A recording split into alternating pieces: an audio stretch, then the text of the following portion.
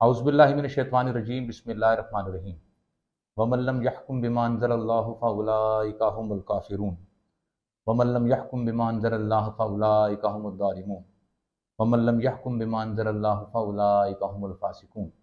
और जो लोग अल्लाह की उतारी हुई शरीयत के मुताबिक फ़ैसला नहीं करते वही काफिर, जालिम और फासिक हैं। मेरा नाम है कौसैन वफ़ा और आप मेरा इसी नाम से मेरा यूट्यूब चैनल और फेसबुक चैनल देख रहे हैं। अपने मौजू पर आने से पहले मैं इस बात का बता देना बहुत ज़रूरी समझता हूँ कि मेरा ताल्लुक़ किसी मज़हबी, सियासी या समाजी तंजीम से नहीं है, बल्कि मेरा ताल्लुक़ एस्कटोलॉजी, जिसको हम उर्फ़ आम में इल्म आखिरुज़्ज़मां कहते हैं, और जिसमें हम मुख्तलिफ़ world economic, world socio political economics को गैदर करके और मुख्तलिफ़ मालूमात के ज़रिए, मुख्तलिफ़ चेन ऑफ इवेंट्स के ज़रिए से ये जानने की कोशिश करते हैं कि हम किस ईरा में सर्वाइव कर रहे हैं और आखिर हमारे पास जो परेशानियाँ या जो प्रॉब्लम्स आ रही हैं, हम उनको किस तरीके से कुरान और सुन्नत पर रहते हुए with the direction of Quran और सुन्नत हम किस तरीके से उनको देख सकते हैं। इसके अलावा मैं अस्मा रुजाल का एक छोटा सा तालिब इल्म हूँ। दूसरी बात यह है कि मेरी गुफ्तगू या मेरी तहकीक बहुत से लोगों पर गरां गुज़र सकती है या गुज़रेगी। उसके लिए मैं पेशगी मादरत करता हूँ और अपने नाक़िदीन को सिर्फ़ यही कहना चाहता हूँ कि ये इत्तेफ़ाक मुबारक हो मोमिनों के लिए कि यकज़बां है फ़कीयान शहर मेरे ख़िलाफ़। देखिए, डॉक्टर जब किसी मर्ज़ का इलाज करता है तो मर्ज़ का इलाज करने के लिए दवाई हमेशा कड़वी दी जाती है। लिहाजा कड़वा सच मीठे झूठ से बहुत बेहतर होता है और हम मिन हैसुल कौम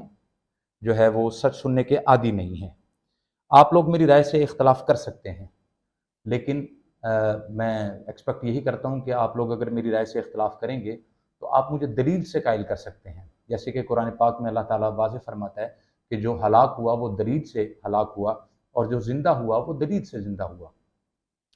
तीसरी बात यह है कि इमरान खान साहब की हुकूमत को जिस तरीके से आर्मी और मिलिट्री के जॉइंट वेंचर कू के ज़रिए से टॉपल किया गया है और उस पर जो बहाना लगाया गया कि ये अदम एतमाद के ज़रिए से इसको टॉपल किया गया है, इसके पीछे मुहर्रिकात असल में थे क्या? क्या वजह बनी है कि जो है खान साहब की हुकूमत को गिराने के लिए इतना कुछ, इतनी मेहनत की गई और उसके पीछे इतनी तको-दो की गई और ऐसे फ़ैसले लिए गए कि जिनकी वजह से पाकिस्तान आज जिस पटड़ी पर चल पड़ा है, मैं नहीं समझता कि यहाँ से बैक ऑन होना या यहाँ से वापस आना जो है वो बहुत जल्द मुमकिन होगा। ये बहुत मुश्किल काम है और मार्क माई वर्ड्स, आप मेरे अल्फाज को जो है वो लिख लीजिएगा कि पाकिस्तान के पास इस वक्त सिर्फ 10 दिन के रिज़र्व्स मौजूद हैं। पाकिस्तान इस वक्त जिन मुश्किलात और जिन मुआशी और सियासी बहरान का शिकार हो चुका है, उससे फ़ौरी तौर पर निकलना हमारे लिए बहुत मुश्किल है। और अगर आप मुझे फ़ौरी कहें कि मैं फ़ौरी तौर पर ये बता सकूँ या हम ये जानने की कोशिश करें कि आखिर वो कौन से मुहर्रिकात थे, किस वजह से इमरान खान साहब की हुकूमत को टॉपल किया गया, तो एक तवील बहस है और इसी बहस को मद्देनज़र रखते हुए इसी के तनाजुर में हम ये पूरी सीरीज़ बनाने जा रहे हैं कि आखिर वो कौन से ऐसे अवामिल थे, वो कौन सी ऐसी मुहर्रिकात थी, वो कौन से ऐसे अनासिर थे जिनकी वजह से ये मुमकिन हुआ और माज़ी करीब या माज़ी बईद में भी ये चीज़ें होती रही हैं। आखिर क्या वजह है कि हर थोड़े अरसे बाद जो है वो हुकूमतें प्रॉपर तौर पर नहीं चल पाती और उनको किसी न किसी तरीके से टॉपल कर दिया जाता है। ख़्वाह वो मिलिट्री के ज़रिए से करवाया जैसे कि या जुडिशरी के ज़रिए से करवाया जाए। तो इन चीज़ों को जानने के लिए हम ये मुकम्मल सीरीज़ बना रहे हैं और इस पूरी सीरीज़ में हम कोशिश करेंगे कि आवाम को उन चीज़ों की तरफ तवज्जो मबज़ूल करवाएँ जिनकी तरफ अमूमी तौर पर लोग जो है वो ध्यान नहीं देते। अपनी बात को स्टार्ट करने से पहले अल्लामा इकबाल रहमतुल्लाह अलैह का एक शेर मैं कोट करना चाहूँगा कि हिंद में हिकमत दीन कोई कहाँ से सीखे, हिंद में हिकमत दीन कोई कहाँ से सीखे,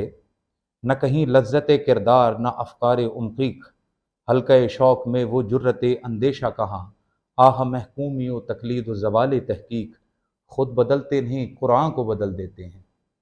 ख़ुद बदलते नहीं कुरान को बदल देते हैं, हुए किस दर्जे फ़कीयान हरम बेतौफ़ीक़, और इन ग़ुलामों का ये मसलक है कि नाक़िस है किताब कि सिखाती नहीं मोमिन को ग़ुलामी के तरीक़। सबसे पहली बात यह है कि पाकिस्तान की जो सियासत है, उसका जो स्ट्रक्चर है, उसको समझने की बहुत अशद ज़रूरत है और मैं समझता हूँ कि ये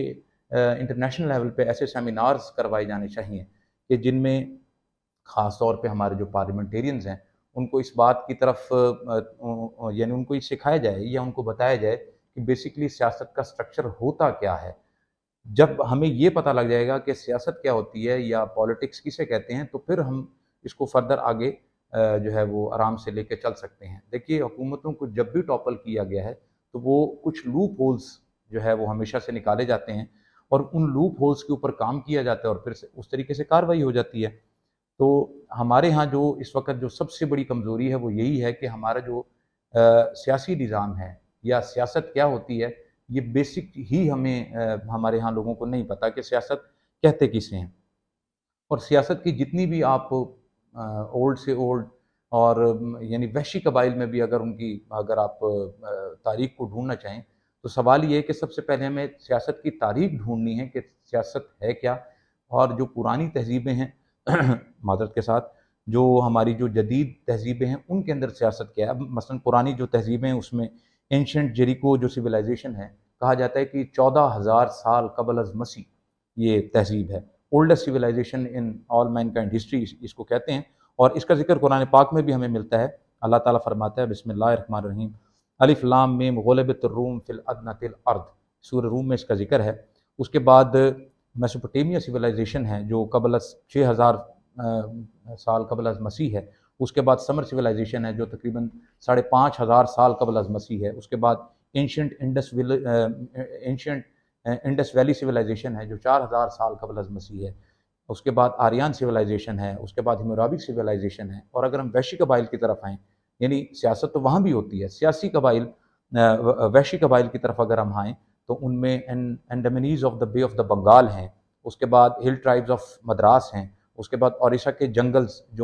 میں جو جوانگ رہتے ہیں وہ ہیں، یا شری لنکا کے جو سیلون کے علاقے میں جو ودھاز رہتے ہیں، یا ساؤتھ افریقہ کے علاقے میں جو بشمن رہتے ہیں، یا نمیبیا کے جنگلوں میں جو ہمبا رہتے ہیں، ان کی تصویریں نہیں آپ دیکھ سکتے، اس قدر وحشی ہیں یہ۔ اس کے بعد ساؤتھ افریقہ کے جنگلی ٹرائبز جو